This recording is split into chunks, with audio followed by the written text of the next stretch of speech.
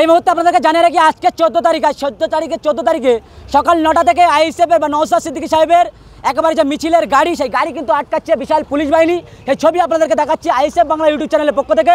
এবং জানেন এ রাজ্যে পুলিশ মন্ত্রী মমতা বন্দ্যোপাধ্যায় আর বারংবার বিরোধীদেরকে পুলিশ দিয়ে আটকানোর পরিকল্পনা।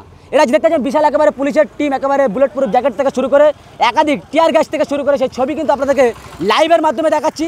এবং এইটা হচ্ছে ঠিক ঘটকপুকুর রোডের এবারে গায়ে যে বৈরমপুর টু ভোজেরহাট, সেই তার মাঝখানেই কিন্তু আবারও সেই পুলিশ কিন্তু আটকানোর একেবারে যে বিশাল কিন্তু তাদের সরঞ্জাম রেডি।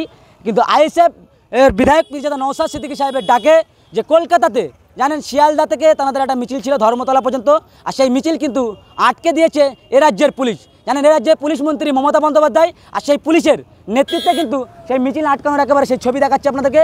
অবশ্যই যেখান থেকে দেখছেন ভিডিওটা শেয়ার করার চেষ্টা করবেন।